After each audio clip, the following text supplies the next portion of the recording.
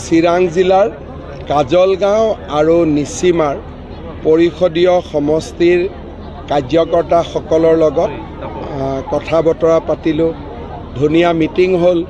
বৰষুণৰ মাজতো ইমান মানুহ আহিছে। সকলোৰে মনত এটা বিজেপিক লৈ উৎসাহ হৈছে। মই ভাবোঁ যে এইবাৰ বিজেপিয়ে বিটিআৰৰ নিৰ্বাচনত বহুত ধুনীয়া ৰিজাল্ট কৰিব পাৰিব। স্যাৰ, আপনি ভিচিডিসিৰ কথাটো আপনি আজি বিৰোধিতা কৰি আছে, তো ভিচিডিসিৰ বিকল্প কি হ'ব? চাওক, ভিচিডিসিৰ বিকল্প হ'ল যে ভিচিডিসিৰ ইলেকশ্যন হ'ব লাগে।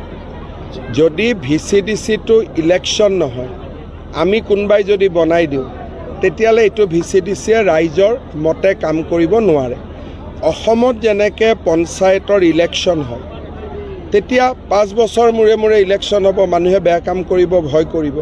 সেইকাৰণে বৰ্তমান যেনেকৈ ভিচিডিসি চলি আছে, এই ব্যৱস্থাটো ঠিক নহয়।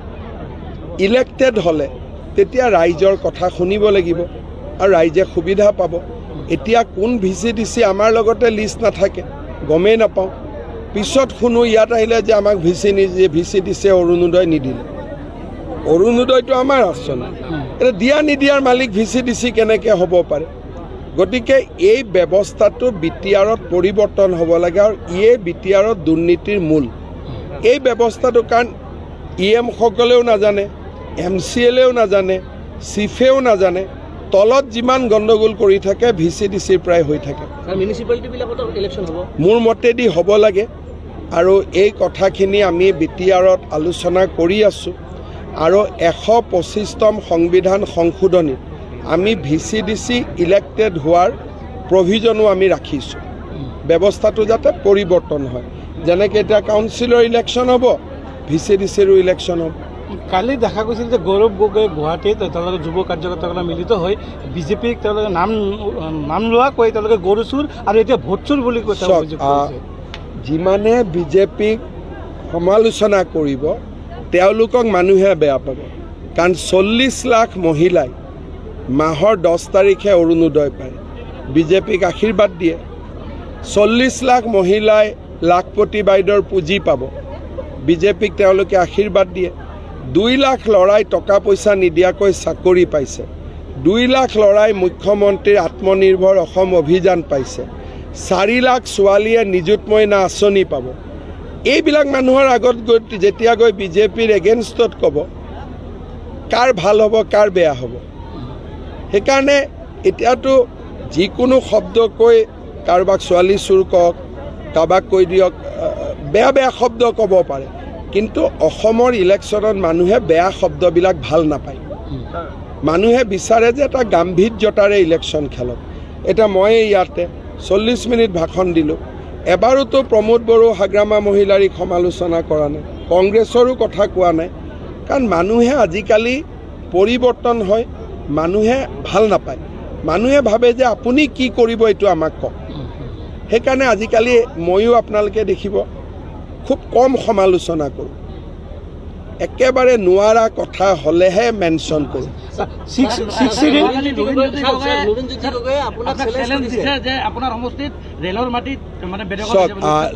লুৰিণজ্যোতি গগৈয়ে মোৰ সমষ্টিত ক'ত মিয়া মুছলমান আছে দেখুৱাই দিয়ক।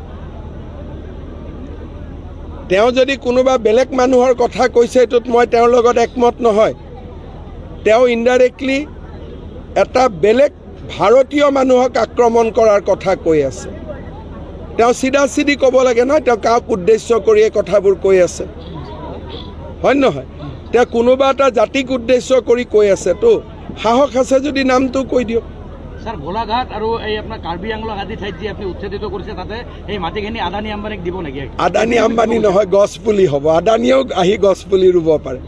স্যাৰ, বিজেপি আৰু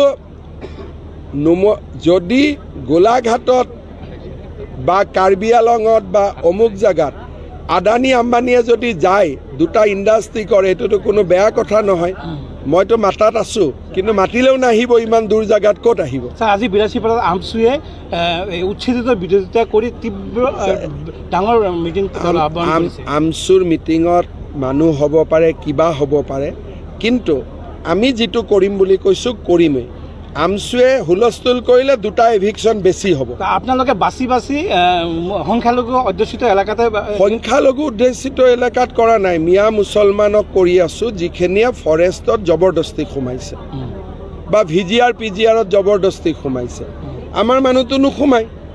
আমাৰ ক'ৰবাত যদি বড়ো মানুহ আছে, মিচিং মানুহ আছে, তেওঁলোকেতো ফৰেষ্ট পাত্তা পাব যোগ্য, নন ট্ৰাইবেলেতো পাত্তা নাপায়। গতিকে ফৰেষ্টত নন ট্ৰাইবেল মানুহ কেনেকৈ সোমাব পাৰে, আমাৰ মিয়া মুছলমানসকল কেনেকৈ সোমাব পাৰে? তেওঁলোকৰ কাৰণেতো চৰত ইমান মাটি আমি দিয়ে থৈ দিছোঁ। আমিতো চৰৰ মাটিত যোৱা নাই।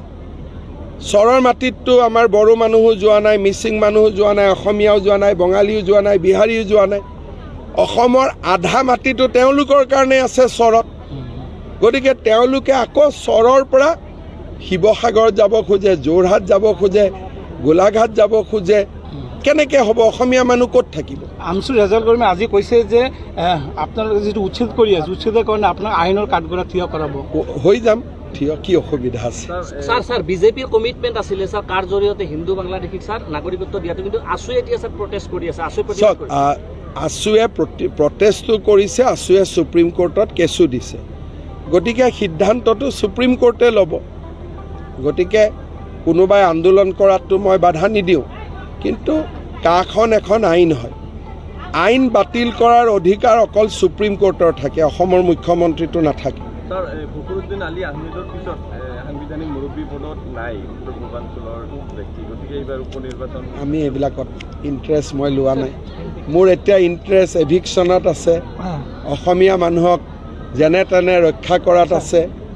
গতিকে মোৰ এতিয়া ইণ্টাৰেষ্টটো অলপ বেলেগ জেগাত আছে। স্যাৰ এটা নেশ্যনেল লেভেলত যিবোৰ চৰ্চা হৈ আছে, ৰাহুল গান্ধী বিধিগতভাৱে নিৰ্বাচন আয়োগক অভিযোগ কৰিব লাগিছিল ভোট চুৰি সন্দৰ্ভত, কিন্তু নকৰাৰ কাৰণে ৰাহুল গান্ধীক নিৰ্বাচন আয়োগে ক্ষমা খোজাৰ কাৰণে কৈছে। আপোনালোকে নিজেই জানে যে আমাৰ অসমত এখন চৰত হওক, বিভিন্ন জেগাত মৰা মানুহৰ নাম দিটো ভোটাৰ লিষ্ট ভৰ্তি হৈ আছে। নিজৰ নাম নাকাটে, বিয়া হোৱা ছোৱালীৰ নামো ভোটাৰ লিষ্টত ৰাখি থৈ দিয়ে। আকৌ 100% তাত ভোটিঙো হয়।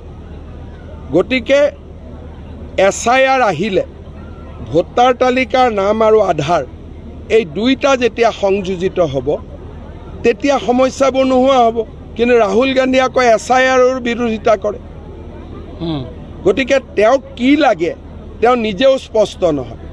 তেওঁতো ইলেকশ্যন কমিশ্যনক গৈ ক'ব লাগে যে ভোটাৰ তালিকা সংশোধন কৰক, নামৰ লগত আধাৰ নম্বৰটো লগাই দিয়ক, যাতে দুটা মানুহে দুই জেগাত ভোট দিব নোৱাৰে।